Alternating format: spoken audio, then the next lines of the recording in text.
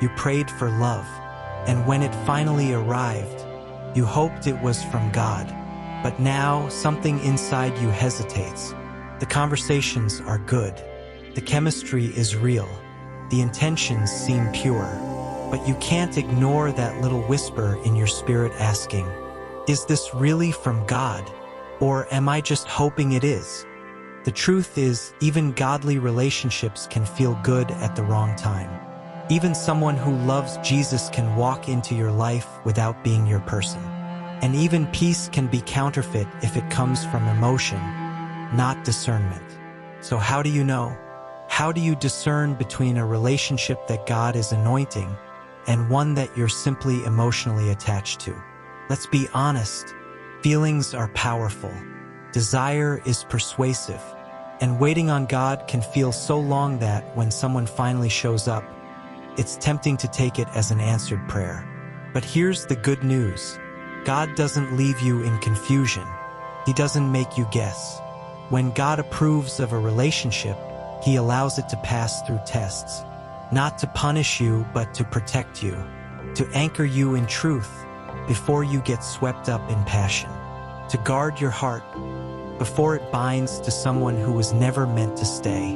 In this message, we'll walk through 5 spiritual tests that reveal whether a relationship carries God's yes, or whether He's gently calling you to let it go. This is for every woman waiting on confirmation, every man seeking clarity, and every heart that refuses to settle for anything less than heaven's blessing. Let's begin.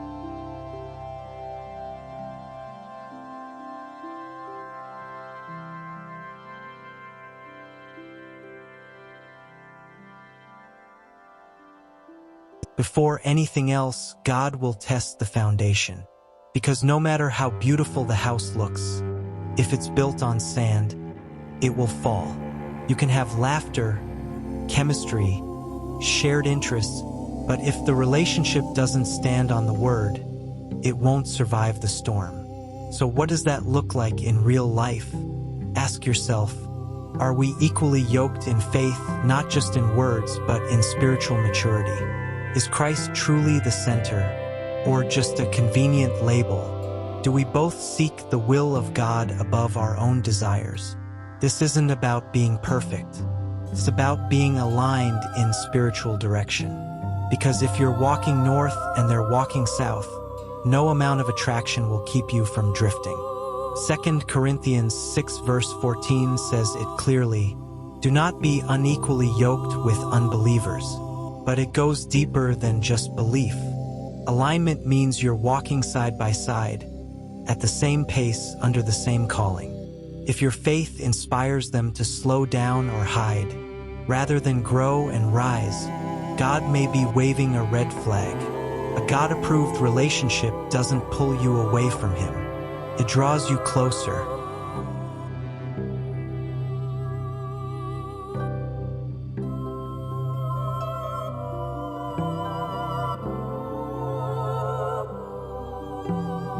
God is not the author of confusion, 1 Corinthians 14 verse 33. So when He is in something, there will be peace. Not absence of problems, not perfection, but an unshakable stillness beneath the emotion. Peace isn't a feeling, it's a fruit. It grows in the presence of God's will. So ask yourself, do I feel clarity or constant anxiety? Do I feel like I'm striving to make this work? Or does it feel like the pieces are gently falling into place? God often speaks through the absence of peace. If something constantly agitates your spirit, it may be His way of saying, not this one. Sometimes we confuse longing with leading. Just because you want it deeply doesn't mean God is breathing on it. The peace of God won't make you guess. It will settle your heart, silence your fears, and anchor your trust. When He approves it, you'll feel it, not in emotion, but in your spirit.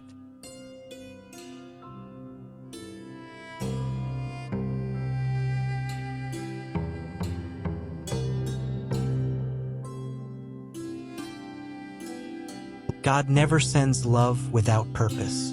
Yes, relationships bring joy, but God-ordained relationships produce fruit. They push you closer to calling. They strengthen your identity. They align you with heaven's vision for your life. So ask yourself, is this relationship helping or hindering my growth? Are we pursuing purpose together or just pleasure? Do we challenge each other to grow spiritually? When God is in it, the relationship won't be built on survival. It will be built on vision. Purpose gives your love direction. And without direction, even strong emotions lose momentum. Look at Adam and Eve. God didn't just bring Eve to Adam for companionship. He brought her as a helper, a partner in fulfilling his assignment. If the relationship doesn't elevate your walk with God, it's not a blessing, it's a burden in disguise. Purpose adds weight to love. It transforms affection into alignment.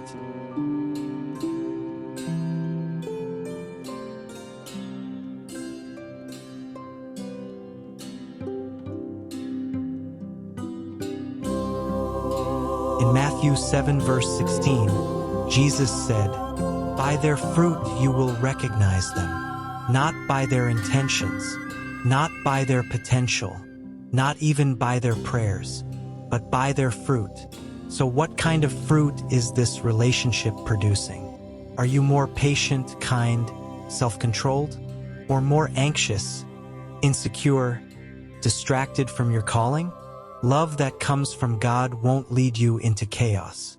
It will lead you into character. The right relationship won't just make you feel good.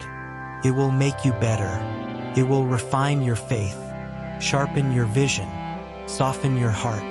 Anyone can promise love, but only someone truly walking with God will consistently bear fruit that reflects the Spirit. Don't ignore the signs. Don't justify red flags.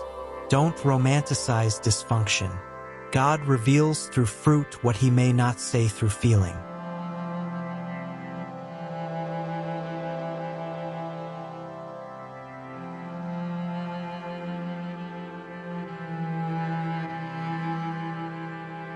God doesn't bless ambiguity.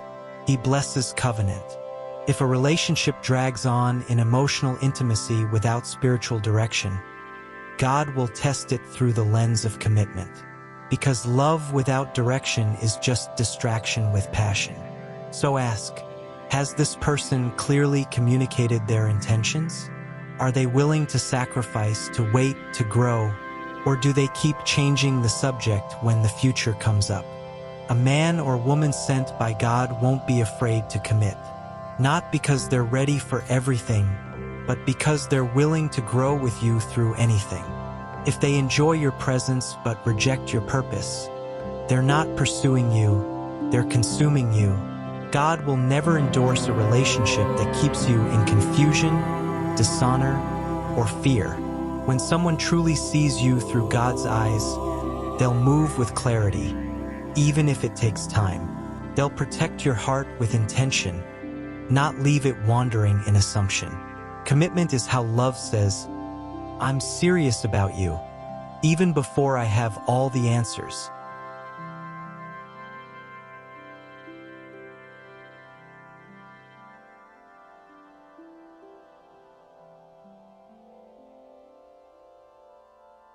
Not every good thing is a God thing, and in love, especially, that difference matters. If you've been asking God, "Do you approve of this relationship?" These 5 tests are not to scare you, they are to save you, because the enemy sends distractions that look like dreams, but God sends partners that feel like peace, purpose, and alignment. You don't have to settle for almost right. You don't have to justify things that make your spirit restless. You don't have to keep hoping someone will become who God never called them to be. If the relationship is from God, it will pass these tests. And if it isn't, he will give you the strength to let go and the faith to wait for what carries his yes. If this spoke to your heart, comment below. Lord, align my heart with your will. Like this video so more daughters and sons can find clarity. Share this with someone questioning their relationship. Subscribe to When Heaven Speaks for more content that brings heaven's wisdom into your heart. You don't just want a relationship that feels good. You want a relationship God can bless.